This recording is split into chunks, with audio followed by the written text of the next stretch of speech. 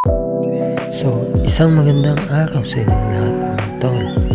Ngayong araw nga pala ay ituturo ko sa inyo kung paano magpalit ng ating vending machine array. Yan mga tol. So, tara, simulan na natin. So, unang step nila dito ay open ng ating wifi. Kukonek tayo sa ating wifi vending machine. Yan mga tol, ito TP-Link. Yes, kukonek tayo dyan. Kailan natin makakonek sa ating wifi vendor. Yan, paano mga sa kanyang portal siya mga tol.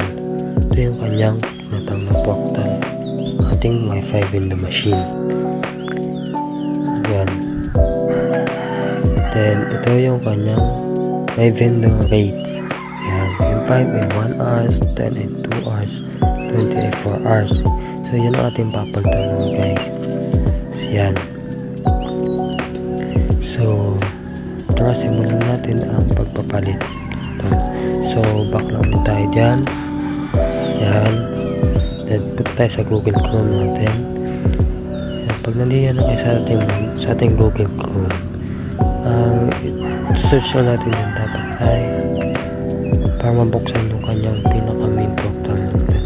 Itong 10.0.0.1/admin. Yan. Type nyo is search dito kayo pupunta sa sign in Wi-Fi 5. So yan, username and password. So kung may username, ang lalagay natin dito ay admin. So admin ang nilagay natin yan tol.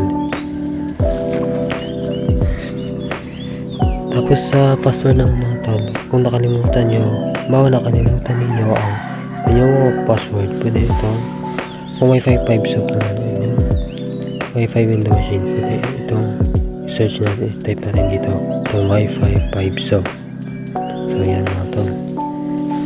Dito na tayo sa pinaka main ano nya, yan. So para ito masimulan natin, click lang natin ito, yan, para tayo makapagsimula magpapalit na ng time rate.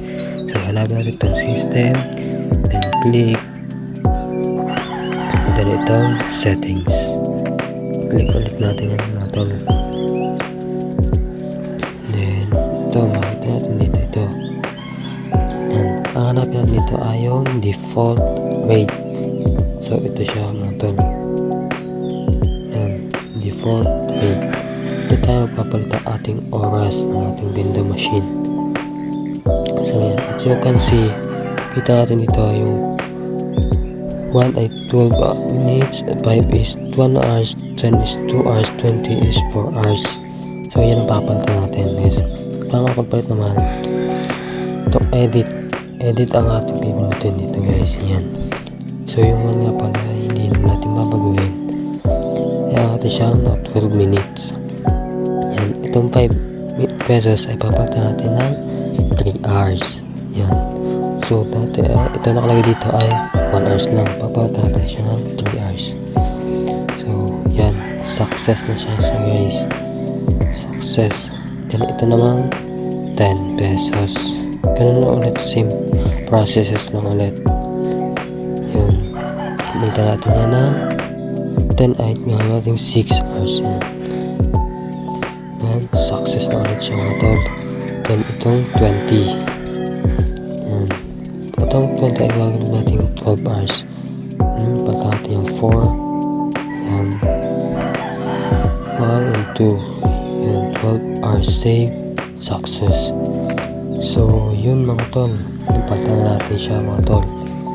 So tingnan natin kung nagpalit na nga siya na kanyang time rate. At dito nga pa natin yung nakikita sa kanyang portal mga tol. So yan, balik tayo sa kanyang portal. So yan, at po dito yung change natin ng time rate. Yan, wala na kayo iba dyang pipindutin, yun lang kayo nagpalit. Yan. So yan, balik tayo. balik tayo sa ating portal Wi-Fi vending machine natin. So ayan mga tol, hindi na pala, wala, hindi kayo pipinatin yan mga tol. Yan, back natin yan, balik tayo sa ating portal. Yan siya mga tol. As you can see, nagpalit na yung kanyang my vendor rate. Tingnan nyo, yung 5 pesos ay naging 3 hours na, at yung 10 ay 6 hours na, at yung 20 ay 12 hours. So yun mga tol, tapos natin tayo, napalitan na natin. Yan mga tol. At kung may mga katanungan tungkol sa inyong mga Wi-Fi vending machine, pwede nyo akong pag-comment lang kayo mga tol, at baka kaya natin yung kaya ko kayong tulungan.